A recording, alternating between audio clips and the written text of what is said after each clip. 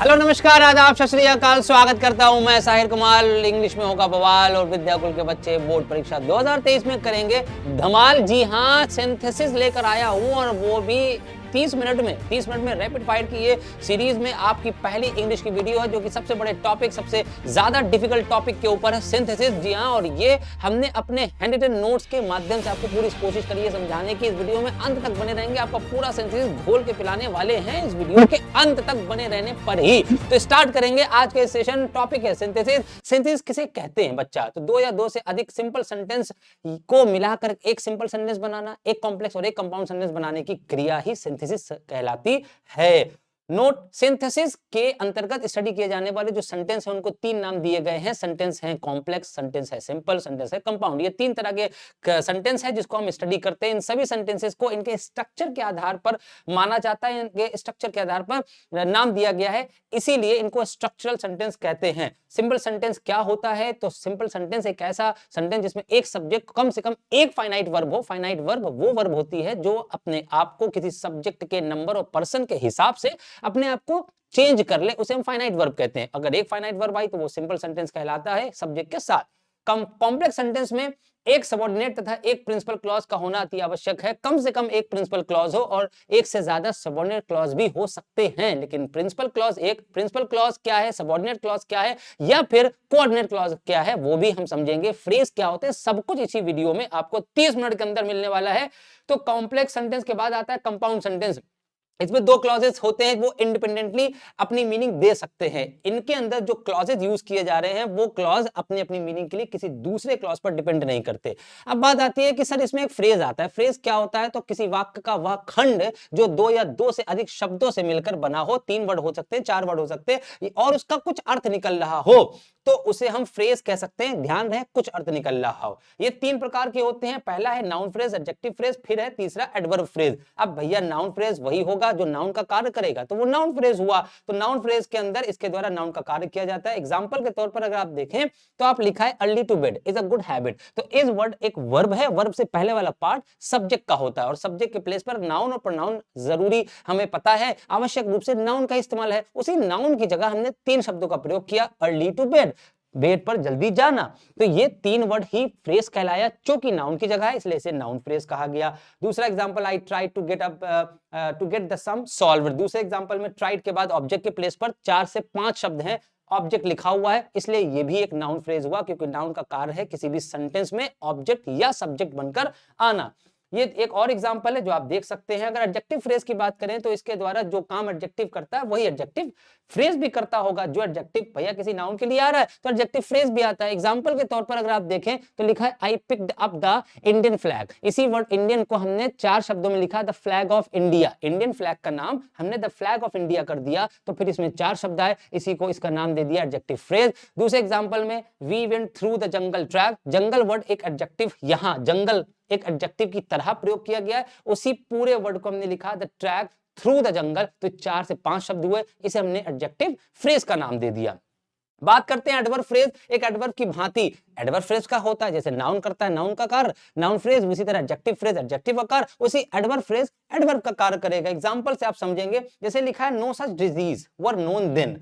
कोई भी डिजीज उस समय नहीं जानी जाती। देन का मतलब उस समय। इस देन में एक शब्द है देन, THEN देन, लेकिन इसी देन को हमने लिख दिया इन दोज डेज। तो 3 शब्दों में एक शब्द का अगर हमने मिक्सचर कर दिया तो फिर ये फ्रेज बन गया, क्योंकि 3 शब्द हैं। अगर 2 शब्द भी आ रहे हो, 2 से ज्यादा शब्द भी आ रहे हो तो भी वो फ्रेज कहलाएगा। दूसरे एग्जांपल भी आपके सामने और लिखे, लिखा ही फेल डाउन। डाउन वर्ड एक वर्ड है तो ये एडवर्ब है। वह गिरा, कहां गिरा? नीचे की ओर, तो ये एडवर्ब हुआ क्योंकि क्रिया के लिए आया। लेकिन इसी डाउन वर्ड को हमने लिख दिया टू द ग्राउंड। अब टू द ग्राउंड का मतलब 3 शब्द आए, टू द ग्राउंड, तो हो गया ना ये एडवर्ब फ्रेज। भैया आगे चलते हैं। अगर हम क्लॉज की बात करें तो क्लॉज क्या होता है? क्लॉज वाक्य का वह भाग जिसमें स्वयं एक सब्जेक्ट के साथ एक प्रेडिकेट फाइनाइट वर्ब होती है, क्लॉज कहलाता है। कोई भी सेंटेंस मतलब एक सेंटेंस क्लॉज कहा जा सकता है, परंतु प्रत्येक क्लॉज सेंटेंस नहीं होती है। जैसा कि आप जानते हैं प्रिंसिपल क्लॉज, सबऑर्डिनेट क्लॉज और कोऑर्डिनेट क्लॉज। तो प्रिंसिपल क्लॉज तो अपने आप में सेंटेंस भी, अपने आप में क्लॉज भी है, लेकिन जो सबऑर्डिनेट क्लॉज होती है वो अपने आप में सेंटेंस नहीं हो सकती, क्योंकि सेंटेंस ग्रुप ऑफ वर्ड्स ऐसे वर्ड्स को कहते हैं जो अपनी मीनिंग दे। वो अपनी मीनिंग नहीं दे सकता, लेकिन कोऑर्डिनेट क्लॉज अपनी मीनिंग दे सकता है। इसीलिए आप हर सेंटेंस को एक क्लॉज तो कह सकते हैं, लेकिन हर क्लॉज को एक सेंटेंस नहीं कह सकते, नोट है। क्लॉज तीन प्रकार की है, प्रिंसिपल क्लॉज, कोऑर्डिनेट क्लॉज और सबऑर्डिनेट क्लॉज। प्रिंसिपल क्लॉज अपनी मीनिंग के लिए किसी दूसरे पर डिपेंड नहीं करता। एग्जांपल में देखेंगे, it is fact that he is guilty, तो इट इज फैक्ट जो है ये पूरा सेंटेंस एक क्लॉज है और जो कि ये अपनी मीनिंग दे रहा है, तो इसलिए इसे हम कहेंगे प्रिंसिपल क्लॉज। दूसरे वाले सेंटेंस में ही नोज, वह जानता है। आगे लिखा है what you want to tell him, तुम क्या उससे बताना चाहते हो, ये इनकम्प्लीट है इससे पहले, इसीलिए इसके वाला पार्ट ही नोज ये आपका प्रिंसिपल क्लॉज होगा। अगर कोऑर्डिनेट की बात करें कोऑर्डिनेट क्लॉज में, तो प्रिंसिपल क्लॉज की भांति ही यह क्लॉज भी इंडिपेंडेंटली अपना अर्थ देने में सक्षम होता है, मतलब ये भी अपनी मीनिंग के लिए दूसरे पर डिपेंड नहीं करता। जैसे एग्जांपल देखें, आई वेंट टू मार्केट, मैं मार्केट गया but my brother stayed at home, तो यहां पर एक सेंटेंस ये है आई वेंट टू मार्केट, दूसरा सेंटेंस है माय ब्रदर एट होम। दोनों सेंटेंस अपनी अपनी मीनिंग दे रहे हैं, इवन दो यहां पर एक कंजंक्शन यूज किया गया जिसका नाम है बट, लेकिन यहां पर दोनों सेंटेंस मीनिंग दे रहे हैं, both are coordinating clause, coordinate clause. बात समझ में आई? कोऑर्डिनेट क्लॉज को समझने के लिए कोऑर्डिनेट कंजंक्शन समझना अति आवश्यक है। भैया कौन कौन से कंजंक्शन है? जैसे जहां कोऑर्डिनेट क्लॉज आ जाएंगे वहां एक एक प्रिंसिपल प्लस एक कोऑर्डिनेट क्लॉज, परंतु प्रिंसिपल क्लॉज का कोऑर्डिनेट क्लॉज कहना भी सही होगा। सबऑर्डिनेट क्लॉज की अगर हम बात करें तो सबऑर्डिनेट क्लॉज वह क्लॉज जो अपने अर्थ मतलब भाव को बताने के लिए अन्य क्लॉज मतलब प्रिंसिपल क्लॉज पर डिपेंड करती है, उसे हम सबऑर्डिनेट क्लॉज कहते हैं। Let's have an example of it, इसका एग्जांपल देख लो। He knows what you want to tell, हमने पहले सेंटेंस में देखा था he knows वो प्रिंसिपल क्लॉज था, अब इसको इंडिकेट किया गया what you want to tell him, तुम उसे क्या बताना चाहते हो। ऐसा बोल करके आप शांत खड़े हो जाएंगे तो इनकम्प्लीट होगी मीनिंग। सामने वाले कहे का वे का कहे चाहते, बता का बोलते, तुम क्या बताना चाहते हो, तुम चुप हो जाओ, what you want to tell, इतना बोलने के बाद चुप हो जाओगे तो इस मीनिंग इसके सेंटेंस का मीनिंग नहीं निकल कर आएगी, इसलिए इसकी डिपेंडेंसी पहले वाले सेंटेंस पर। he knows वह जानता है जो तुम बताना चाहते हो, जो तुम बताना चाहते हो केवल बोलोगे तो इसकी मीनिंग नहीं निकल कर आएगी जब तक कि आप पहला वाला सेंटेंस ही नोज नहीं बोलेंगे। दूसरा एग्जांपल भी इसी तरीके से लिखा हुआ है। आगे बढ़ते हैं, आगे बढ़ने पर हमें सिंपल सेंटेंस के बारे में पढ़ना है। तो सिंपल सेंटेंस क्या होता है? तो सिंपल सेंटेंस दो या दो से अधिक सिंपल सेंटेंस, एक सिंपल सेंटेंस बनाने की विभिन्न प्रोसेस हैं जो कि यहां पर लिखी है। सिंपल सेंटेंस बनाया जाता है, ये 8 तरीके हैं। पहला पार्टिसिपल का यूज करके, दूसरा इंफिनिटिव का यूज करके, तीसरा प्रीपोजिशन किसी नाउन के पहले या जेरंड के पहले यूज करके बना सकते हैं, चौथा फ्रेज इन अपोजिशन का प्रयोग कर सकते हैं, पांचवा है एब्सोल्यूट फ्रेज या नॉमिनेटिव एब्सोल्यूट का कर सकते हैं प्रयोग, छठवां है अ कॉमन वर्ब या सातवां है एडवर्ब या एडवर्बियल फ्रेज का यूज कर सकते हैं, सातवां है आठवां है एडजेक्टिव का प्रयोग कर सकते हैं। अब यहां पर देखने वाली बात है, इन 8 प्रोसेस में पहली, दूसरी और तीसरी ही बहुत थोड़ी सी मुश्किल होती है, वरना नीचे वाली बहुत आसान सी ट्रिक्स हैं, उसको आप बच्चा बहुत आराम से समझ जाएंगे। चलते हैं पहले वाले के ऊपर कि पार्टिसिपल का यूज करके कैसे। पार्टिसिपल 3 प्रकार के होंगे, प्रेजेंट पार्टिसिपल, पास्ट पार्टिसिपल और perfect participle. Present participle verb की प्लस वर्ब की फर्स्ट फॉर्म में आईएनजी लगा के किया जाता है। अगर आप इसका पैसिव लिखेंगे तो बीइंग प्लस वर्ब की थर्ड फॉर्म वो पैसिव हो जाएगा। अगर हम पास्ट पार्टिसिपल की बात करें तो वर्ब की थर्ड फॉर्म उसे हम पास्ट पार्टिसिपल कहते हैं। परफेक्ट पार्टिसिपल की बात करें तो हैविंग प्लस वर्ब की थर्ड फॉर्म को हम परफेक्ट पार्टिसिपल कहते हैं। अगर पैसिव बनाना पड़े तो हैविंग के साथ बीन लगा दीजिए और वर्ब की थर्ड फॉर्म का प्रयोग कर लीजिए। अब एक एक करके हम सब लोग पढ़ते हैं। प्रेजेंट पार्टिसिपल एक एडजेक्टिव का काम करता है जबकि जेरंड एक नाउन का कार्य करता है, ये बात ध्यान रखें। प्रेजेंट पार्टिसिपल कहां यूज करते हैं प्रेजेंट पार्टिसिपल का कि हमें सिंपल सेंटेंस बनाना आ जाए, तो प्रेजेंट पार्टिसिपल के इस्तेमाल के लिए हमारे पास 5 कंडीशन है। जैसे कि यहां पर ध्यान रहे, सिंपल सेंटेंस बनाते समय सदैव ध्यान रहे कि 2 या 2 से अधिक सिंपल सेंटेंस में हर सेंटेंस की अपनी अपनी फाइनाइट वर्ब होती है, जिसमें केवल एक फाइनाइट वर्ब को सिंपल सेंटेंस में रखा जाएगा। अनफाइनाइट वर्ब का लोप किसी भी प्रकार से करना अति आवश्यक है। अगर दोनों फाइनाइट वर्ब को रख दी बेटा तो फिर वो सिंपल सेंटेंस नहीं बनेगा। अब देखते हैं, जब 2 एक्शन एक समय एक ही व्यक्ति के साथ हो, जब 2 एक्शन एक ही साथ हो रहे हो एक ही व्यक्ति के द्वारा एक समय पर, तब हम सिंपल पार्टिसिपल का या प्रेजेंट पार्टिसिपल का प्रयोग कर सकते हैं। ये पहली कंडीशन है। एग्जांपल के तौर पर हमने लिखा we do exercise we feel energetic, तो आप लिखेंगे doing exercise we feel energetic. यहां पर हमने डू को डूइंग कर दिया, प्रेजेंट पार्टिसिपल का इस्तेमाल किया। दूसरा एग्जांपल आपके सामने यहां पर है, जब एक कार्य के तुरंत बाद दूसरा कार्य घटित हो रहा है, ये दूसरी कंडीशन है प्रेजेंट पार्टिसिपल का इस्तेमाल करने के लिए। तो जब एक कार्य के तुरंत बाद, जैसे रिया ने पापा को देखा, वह बहुत खुश हो गई, तो पापा को देखते ही रिया बहुत खुश हो गई। ट्रांसलेशन आप ऐसे करेंगे कि seeing the father Riya became happy enough, वह बहुत खुश हो गई। तीसरी कंडीशन आपकी, जब पहला कार्य दूसरे कार्य के लिए किया जाए, जैसे पिताजी ने टीवी खोला, वह समाचार देखने लगे, तो टीवी खोलकर पिताजी समाचार देखेंगे, तो टीवी खोलने का कार्य हुआ समाचार देखने के लिए। इसी चीज को हमने लिखा स्विचिंग ऑन द टीवी, जिसमें ते हुए और कर शब्द आ जाए उसी में आप प्रेजेंट पार्टिसिपल का इस्तेमाल कर लीजिए। तो switching on the TV the father began to watch it. चौथी कंडीशन आपकी आती है, जहां ऊपर की तीनों कंडीशन ना अप्लाई हो वहां पर आप चौथी कंडीशन हो। चौथी कंडीशन में आपको इस शब्द का ध्यान रखना है, वाइल शब्द का। जैसे वह खेल रहा था, उसे चोट लग गई, तो खेलते खेलते उसे चोट लग गई। जैसे आपके हिंदी के वाक्य में ते ता शब्द आ जाए, वहां पर आप सिंपली उसे सिंपल सेंटेंस बना दीजिए बाय यूजिंग वाइल। जैसे खेलते हुए या खेलते खेलते उसे चोट लग गई, तो आप लिखेंगे ही इंजर्ड, वह चोटिल हो गया while playing. While playing, playing का मतलब प्ले में आईएनजी लगा दी। चलिए और एग्जांपल है इसके, ये आप देख सकते हैं और एग्जांपल। तो सिंपल सेंटेंस के बाद अब हम लोग पास्ट पार्टिसिपल करेंगे। पास्ट पार्टिसिपल का प्रयोग हम करते हैं वर्ब की थर्ड फॉर्म का इस्तेमाल करते हुए। एक एडजेक्टिव के रूप में प्रयोग किए जाने पर उसे पास्ट पार्टिसिपल का नाम दिया गया, इसे उस नाउन के निकट मतलब पहले जिसके यह क्वालिटी या जिसकी यह विशेषता बताए। जैसे एग्जांपल में देखते हैं, हमने एक बस देखी और बस जली हुई थी, तो यहाँ पर बस की क्वालिटी बता रही कि वो जली हुई थी। We saw a bus, the bus was burned, we saw a burned bus. अब बस के पहले उसकी क्वालिटी रख दी बर्न्ड एक एडजेक्टिव के रूप में, that is the use of past participle. उसके बाद दूसरा एग्जांपल आपके सामने ये रहा, उसने प्लास्टिक प्लेट, ये सारी चीजें आप देख ले। अगर परफेक्ट पार्टिसिपल की बात करें तो बहुत आसान है समझना। परफेक्ट पार्टिसिपल, इसका प्रयोग एक कार्य के पूरी तरह समाप्त हो जाने के बाद दूसरा कार्य प्रारंभ होने की स्थिति में ही किया जा सकता है। कब कर सकते हैं परफेक्ट पार्टिसिपल का इस्तेमाल? एक कार्य खत्म हो जाए, दूसरा कार्य तब शुरू हो जाए। हैविंग प्लस वर्ब की थर्ड फॉर्म एक्टिव वॉइस में और हैविंग बीइंग प्लस वर्ब की थर्ड फॉर्म पैसिव वॉइस में। जैसे एग्जांपल देखेंगे, He lived in London, he earned name and fame, वह लंदन में रहा और उसने नाम और शोहरत कमाया। तो having lived in London, London में रह करके उसने नाम और शोहरत कमाया। यहाँ पर रहने में कुछ समय लगा होगा, तभी उसने शोहरत और नाम कमाया होगा। बात समझ में आई? अब बात करते हैं बाय यूजिंग इन्फिनेटिव। अगर हम इन्फिनेटिव की बात करें बाय यूजिंग इन्फिनेटिव, तो पार्टिसिपल की भांति इन्फिनेटिव के भी तीन प्रकार होते हैं। तीन प्रकार में मुख्यतः दो प्रकार हैं। एक सिंपल इन्फिनेटिव है जिसे टू प्लस वर्ब की फर्स्ट फॉर्म, जिसको एक्टिव वॉइस में लिखा जाता है, और टू बी प्लस वर्ब की थर्ड फॉर्म, इसे पैसिव वॉइस में लिखा जाता है। This is called simple and infinitive. दूसरी इन्फिनेटिव है परफेक्ट इन्फिनेटिव और तीसरी जिरेंडियल इन्फिनेटिव। इसका कोई इस्तेमाल नहीं है, इस्तेमाल वही है जो सिंपल इन्फिनेटिव है। इसको बिना फालतू में तीसरा नाम दे दिया गया है, हालांकि आपको दो को समझना है। सिंपल इन्फिनेटिव क्या होती है बच्चा? यदि किसी वाक्य में कोई क्रिया में ना, नी, ने पर समाप्त हो रही हो तो उसे हम सिंपल इन्फिनेटिव या प्रेजेंट इन्फिनेटिव के माध्यम से लिख सकते हैं, ना, नी, ने पर। जैसे एग्जांपल देखिए, he wants to earn money, he works hard, वह पैसा कमाना चाहता है, वह मेहनत करता है। तो वह पैसे कमाना चाहता है, वह मेहनत करता है को हम लिख सकते हैं वह पैसा कमाने के लिए मेहनत करता है, वह पैसा कमाने के लिए। ना, नहीं आया कमाने, तो इसलिए यहां पर हम यूज कर लेंगे क्या? ही वर्क्स हार्ड और टू अर्न मनी, जिसमें ना, नी, ने आ जाए उसको हम टू प्लस वर्ब की फर्स्ट फॉर्म में लिख देंगे। दोनों वर्ब में एक वर्ब का लोप हो गया और हो गया यह सिंपल सेंटेंस। ऊपर दिया गया उदाहरण हालांकि सिंपल जो इन्फिनेटिव में लिखा गया है, फिर भी उसे जेरेंडियल इन्फिनेटिव का उदाहरण मानेंगे। जेरेंडियल इन्फिनेटिव में केवल इस बात का ध्यान रखते हैं के लिए शब्द वहां पर आ जाता है, नहीं तो आप ने शब्द पे जो भी वर्ब आए उसे आप टू प्लस वर्ब की फर्स्ट फॉर्म में लिख दीजिए, फिर वो चाहे जेरेंडियल इन्फिनेटिव कहलाए या फिर सिंपल इन्फिनेटिव कहलाए।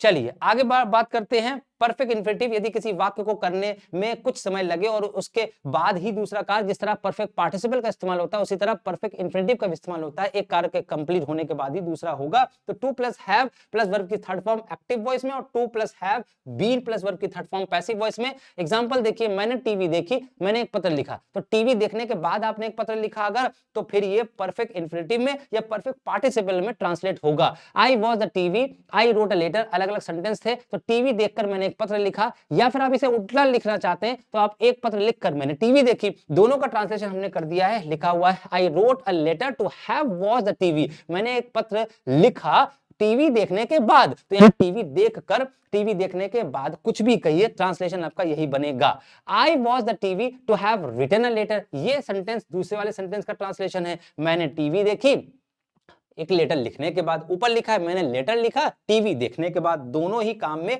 अगर समय लग रहा है तब आप परफेक्ट पार्टिसिपल या परफेक्ट इन्फिनेटिव का ही इस्तेमाल करेंगे।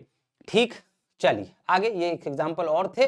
आगे देखते हैं, by using preposition before noun या जीरन। ये तीसरा नियम है अगर सिंपल सेंटेंस की बनाने की बात आ रही है कि यहां पर हम क्या करते हैं, किसी भी नाउन के पहले प्रीपोजिशन लगा देते हैं अगर वो नाउन पॉसिबल है। मान लो कहीं पर लिखा हुआ है बिलीफ और कहीं पर लिखा है बिलीव, तो बिलीव वर्ड को बिलीव कर देंगे क्योंकि नाउन पॉसिबल है। लेकिन कहीं पर अगर नाउन पॉसिबल नहीं है तो उसको हम वर्ब में आईएनजी लगा देंगे, वो हो जाता है जेरंड, और उसके पहले एक प्रीपोजिशन लगाएंगे। This is the third use of making simple sentence. जैसे लिखा है she may bear a son, she will be happy, तो अब यहां पर हम क्या कह सकते हैं, बियर अ सन, वह एक बच्चा मतलब लड़के को जन्म दे सकती है, वह बहुत खुश होने लगी, तो इसी को आप लिख सकते हैं ऑन बियरिंग अ सन, बच्चे को जन्म देने पर शब्द आया, ये प्रीपोजिशन है, और बियर शब्द को हमने आईएनजी से लगा दिया, ठीक। शी विल बी हैप्पी, आप चाहे तो आप इसे ये भी लिख सकते हैं on the birth of a son. यहां पर बियर शब्द का मतलब जन्म देना और बर्थ का मतलब जन्म। जन्म एक नाउन है, बियरिंग एक वर्ब है, लेकिन उसको जब बियरिंग लिखा गया तब उसे जेरेंडियल नाउन कहा जाएगा।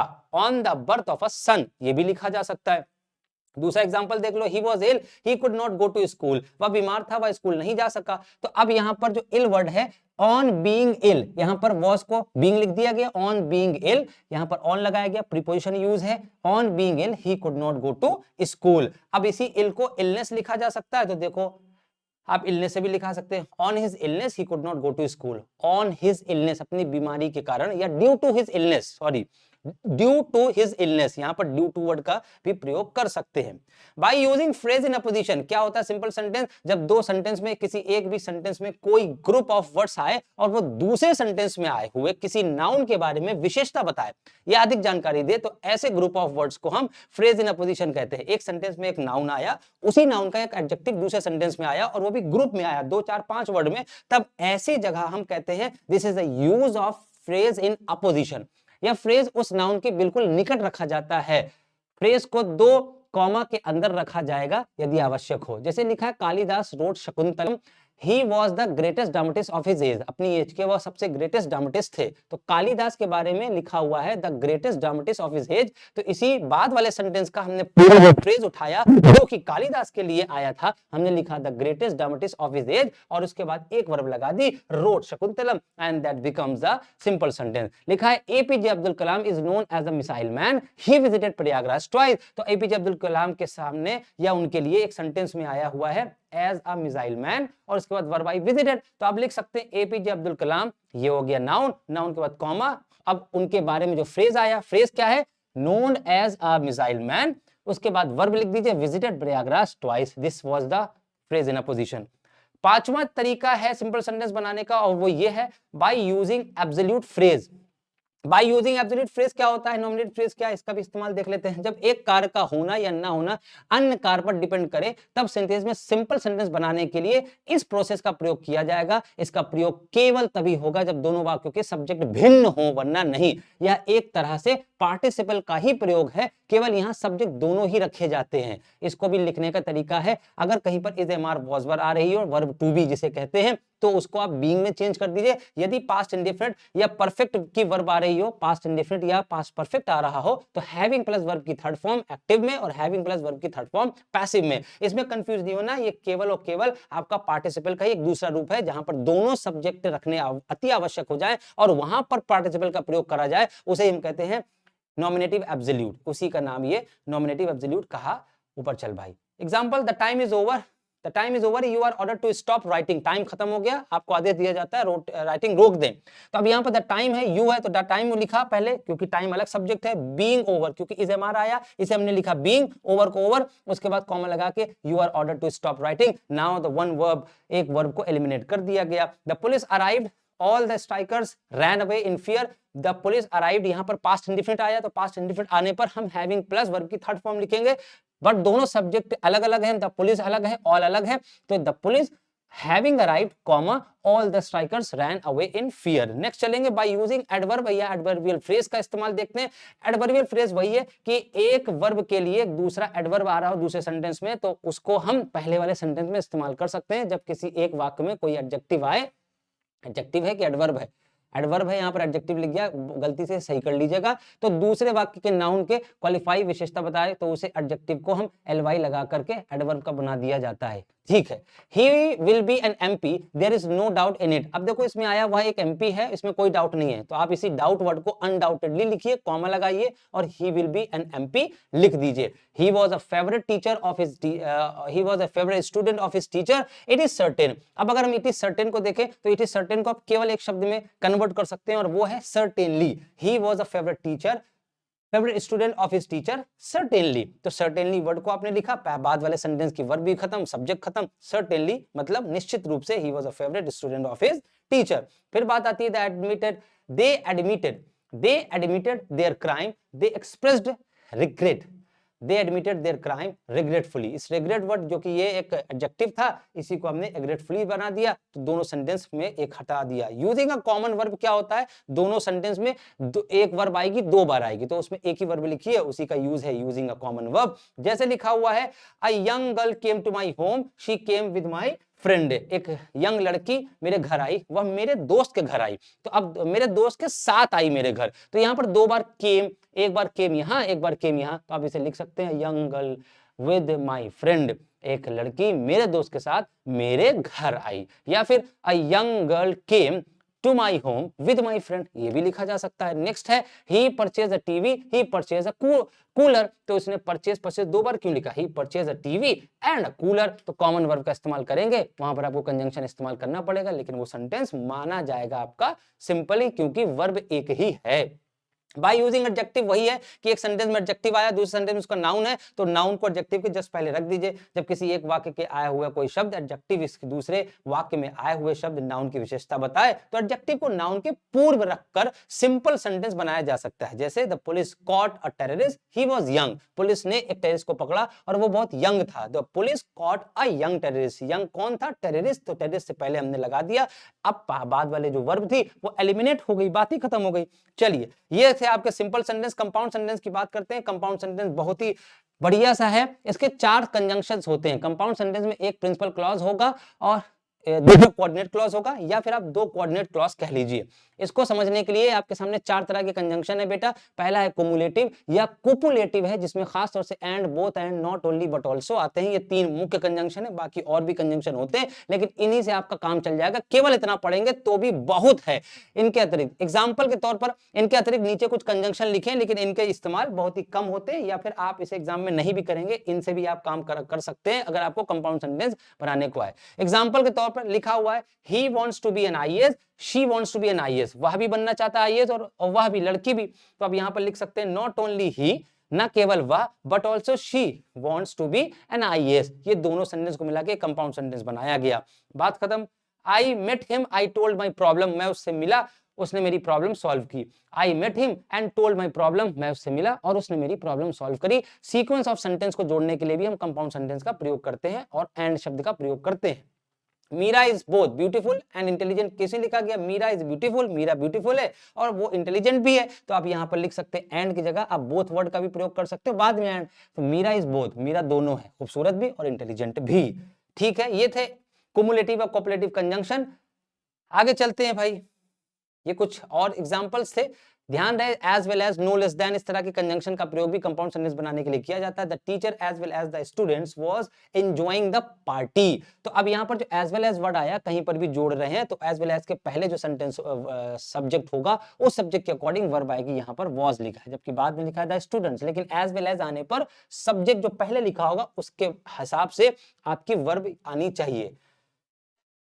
वी नो लेस देन, अगर नो लेस देन आ रहा है तो भी उसके बाद में, जैसे यहाँ वी लिखा है no less than the driver, अब ड्राइवर तो सिंगुलर है लेकिन वी पहले आया है, तो यहाँ पर आर शब्द आएगा, इसे भी आप कंपाउंड सेंटेंस ही कहेंगे। ध्यान रहे जितने भी कंजंक्शन आपने ऊपर पढ़े उसमें जैसे बिसाइड्स, नो लेस देन आदि इनका प्रयोग हो रहा हो या एज वेल एज का प्रयोग हो रहा हो, तो जहां पर भी होगा इनके पहले वाले सेंटेंस, इनके पहले वाले सब्जेक्ट के अनुसार ही इसकी वर्ब आएगी। दूसरा कंजंक्शन होता है बेटा अल्टरनेटिव कंजंक्शन, जिसको विकल्प बताने वाले संयोजक कहा जाता है। खास तौर से ईदर और, नीदर नॉर, नॉर और, या अदरवाइज और एल्स का प्रयोग किया जाता है। इन कंजंक्शन की भूमिका वहां होती है जहां दो वाक्यों में प्रयुक्त हुए शब्दों में किसी एक शब्द पर प्रभाव हो या क्रिया हो सकती है, सर्वनाम या संज्ञा आदि। जैसे कम इन और गो आउट, ये दो ऑपोजिट आइडियाज हैं, या तो अंदर आओ या तो बाहर जाओ, तो आप इसे लिख सकते हैं कम इन और go out, and this is a type of compound sentence, ये कंपाउंड सेंटेंस का ही टाइप है। Work hard, fail in the exam, मेहनत करो फेल हो जाओ, तो दोनों काम एक साथ तो होंगे नहीं। Work hard else otherwise fail in the exam, या तो फेल हो जाओ, एल्स लगाओ और लगाओ, अदरवाइज लगाओ, कुछ भी लगाओ, ठीक। चलो नेक्स्ट करते हैं। तीसरा कंजंक्शन है बेटा एडवर्सेटिव कंजंक्शन है, विरोधाभास जो वियुक्त, थोड़ा सा छोटा हो जा बेटा, छोटा हो जा मेरे लाल। एडवर्सेटिव कंजंक्शन विरोधाभास व्यक्त करने वाले जो होते हैं, विरोधाभास एडवर्सेटिव से पता चल रहा होगा, जिसमें but, however, nevertheless, still, yet और दो शब्द आते हैं। इनसे आप कंपाउंड सेंटेंस बना सकते हैं। हालांकि अब दो शब्द का प्रयोग आप कॉम्प्लेक्स सेंटेंस में देखेंगे, दो शब्द का प्रयोग कॉम्प्लेक्स सेंटेंस बनाने के लिए किया जाता है। जो सेंस दो का है वही सेंस यट और स्टिल का भी है। इन कंजंक्शन का प्रयोग ऐसे वाक्यों में किया जाता है जहां एक वाक्य दूसरे वाक्य का विरोध प्रकट कर रहा हो। जैसे लिखा है ही इज वेरी पुअर, वह बहुत गरीब है, he can not steel anything. अब आप बताइए जो गरीब होगा वह चोरी नहीं करेगा, वही तो चोरी करेगा, लेकिन फिर भी these are the two opposite ideas put together। एक ही सेंटेंस में दो ऑपोजिट आइडियाज हैं, तो he is very poor but he can not steel anything, लेकिन वह कोई चीज चुरा नहीं सकता।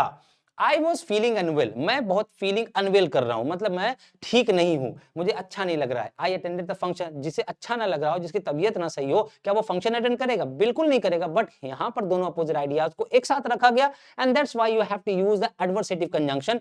अब यहां पर एडवर्सेटिव कंजंक्शन में आप में या तो बट लगाइए या तो यट लगाइए, स्टिल लगाइए। So I was feeling unwell still I attended the function, फिर भी मैंने फंक्शन को अटेंड किया।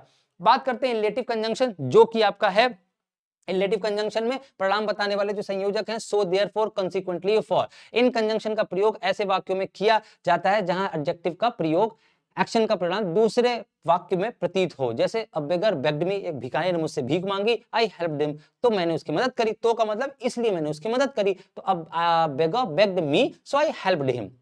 नेक्स्ट है Rashmi did not reach on time and she was disqualified. Rashmi समय पर नहीं पहुंच सकी, therefore मतलब इसलिए शी वाज डिस्क्वालिफाइड। ये आपके हो गए कंपाउंड सेंटेंस। बात करते हैं कॉम्प्लेक्स सेंटेंस के ऊपर। कॉम्प्लेक्स सेंटेंस ऐसे वाक्य जिसमें एक प्रिंसिपल क्लॉज हो और एक सबऑर्डिनेट क्लॉज कम से कम हो, तो उसे हम प्रिंसिपल क्लॉज कहेंगे, जिसमें हम तीन मुख्य क्लॉजेस पढ़ते हैं। एक नाउन क्लॉज होती है, एडजेक्टिव क्लॉज होती है, एडवर्ब क्लॉज होती है। अगर एडजेक्टिव क्लॉज की बात करोगे तो एडजेक्टिव का काम, नाउन क्लॉज की बात करोगे तो वो नाउन का काम, और अगर एडवर्ब क्लॉज की बात करोगे तो एडवर्ब का काम। तो बस यही लिखा हुआ है। सब्जेक्ट सबऑर्डिनेट नाउन क्लॉज के अंतर्गत कुछ कंजंक्शंस आते हैं, वो ये लिखे हैं दैट, इफ, वेदर, हाउ, विच। आप इसे पढ़ लीजिए। जैसे अभी सेंटेंस को जोड़ा जाए, आई शैल रिटर्न, मैं वापस लौटूंगा, इट इज अनसर्टेन, ये अनिश्चित है, तो आप इसे लिख सकते हैं when I shall return is uncertain, मैं कब लौटूंगा ये अनसर्टेन है।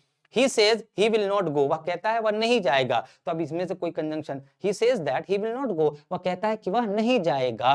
यहां पर की कब का सेंस था, यहां पर when लगा है, केवल की का सेंस होगा तो that लगेगा। तो ये सबऑर्डिनेट नाउन क्लॉज के बारे में था। नाउन क्लॉज कैसे था ये मैं आपको तो बता दें। नाउन क्लॉज जो नाउन का कार्य करे, जैसे यहाँ पर ही सेज व्हाट का आंसर आया that he will not come, जो ऑब्जेक्ट के प्लेस पर है इसलिए ये नाउन क्लॉज कहलाएगा। उसमें भी व्हेन आई शैल रिटर्न, इससे पहले पूरा जो पार्ट है ये पूरा नाउन क्लॉज है, क्योंकि नाउन ही तो सब्जेक्ट बनकर आता है, और सब्जेक्ट आता कहाँ है, वर्ब से पहले आता है। तो व्हेन आई शैल रिटर्न ये पूरा सब्जेक्ट का पार्ट है, तो इसलिए व्हेन आई शैल रिटर्न को हमने नाउन क्लॉज की संज्ञा दे दी। बात करते हैं सबऑर्डिनेट एडजेक्टिव क्लॉज के ऊपर। यह क्लॉज एक एडजेक्टिव का काम करेगी। इसके मुख्य जो कंजंक्शन है वो कंजंक्शन ये लिखे बच्चा, that, which, who, whoever, whatever, ये सारे कंजंक्शन। एडजेक्टिव क्लॉज लिखने के लिए उसके पहले क्लॉज में मतलब नाउन प्रोनाउन हु के लिए जरूर आना चाहिए। टाइम अगर आ रहा है, वर्ड आ रहा है टाइम, तो व्हेन लगाइए। प्लेस वर्ड आ रहा है तो वेयर लगाइए। रीजन वर्ड आ रहा है तो व्हाई लगा दीजिए। जैसे कि शी बॉट अ शर्ट, उसने एक शर्ट खरीदी, the shirt was blue, so she bought a shirt which was blue, which इसलिए लगाया क्योंकि यहाँ वस्तु आ रही है जो कि ब्लू थी।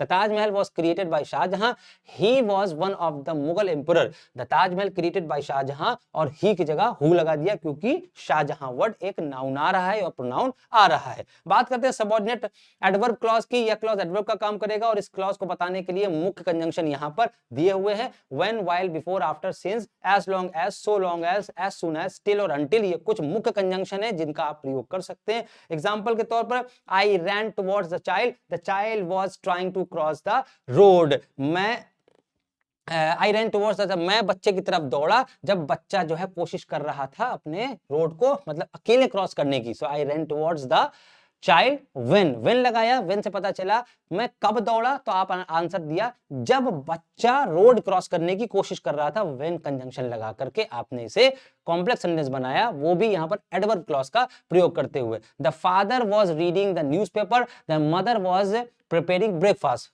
फादर न्यूज़पेपर पढ़ रहे थे और मदर ब्रेकफास्ट बना रही थी। तो अब पूछा जाए फादर कब न्यूज़पेपर पढ़ रहे थे, आपका आंसर आएगा the father was reading the newspaper while इसलिए लगाया, आगे वाला सेंटेंस कंटीन्यूअस फॉर्म में है। यदि आगे वाला सेंटेंस कंटीन्यूअस फॉर्म में है वहां पर आप व्हेन की जगह व्हाइल लगाएंगे, ये बेहतर माना जाता है। बात समझ में आई? तो ये कुछ कंजंक्शंस थे आपको। उसके बाद आप अलग अलग तरीके से कर सकते हैं कि प्लेस बताने के लिए व्हेन शब्द का प्रयोग होता है, रीजन बताने के लिए व्हाई शब्द का प्रयोग होता है, टाइम बताने के लिए व्हेन शब्द का प्रयोग होता है। तो कुल मिलाकर हमने आपको तीनों क्लॉज, तीनों फ्रेज, तीनों एडवर्ब सब कुछ बता दिया इस छोटी सी वीडियो में। उम्मीद करते हैं कि आपको ये वीडियो बिल्कुल कारगर साबित होगी। एक क्विक रिवीजन था आप सभी के लिए बच्चा। तो आज के लिए आप सभी को बहुत बहुत धन्यवाद और ऐसे ही कंटेंट्स पाने के लिए जय माता विद्याकुल से जुड़े रहें। आज के लिए आप सभी को बहुत बहुत बधाई, धन्यवाद।